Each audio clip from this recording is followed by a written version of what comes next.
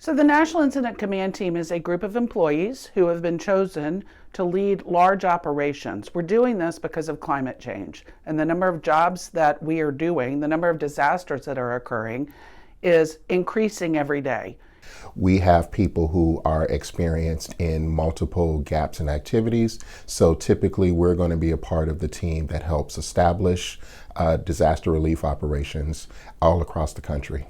And it's important for us to make sure that when we're working with a region that we're doing two things. One, we're making sure that our communities are served. And the other thing is we do a lot of cadre development. What does that mean? We're identifying people in the regions who have leadership skills. We're working with them. We're doing mentoring so that we have responded to a region. When we leave, we're leaving that region stronger and with better leaders. The opportunity that we had here was to bring a leadership team that was prepared to run any of the activities that emerged, whether it was operations with our mass care activities, with leadership with our job directors, logistics with our logistics needs that may have emerged. We actually have people on the team who have those as their primary gaps and they focus on that. While many of our roles are interchangeable, it allowed us to bring in the folks who could lead those activities and in some cases actually mentor volunteers who are in the local region who can build their skills as well to help increase capacity, which is a secondary role of the National Incident Command Team. So the one thing you could never get back in a disaster is time. And so had we not been prepared and Lee had jogged west instead of east, then it could have been a pretty significant hit for Maine and the whole New England coast. So the fact that we were here, we had 25 shelter teams that were ready to go. We had all of the support functions here where we could have immediately opened shelters had they been needed.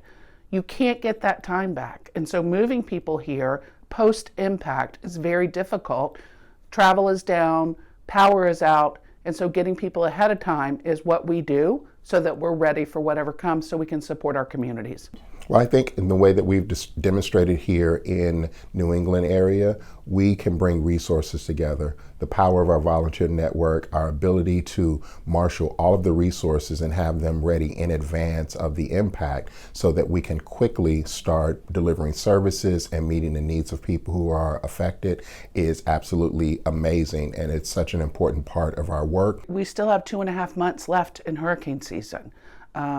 It's earthquake season every single day. It's still wildfire season. So we know that we're going home, we'll get some rest, but we will be deployed again. It may not be in the next week, but it will happen again this year. So our job is to be ready for that, to be ready to travel. And what we work on is we're ready to go within 24 hours of being assigned.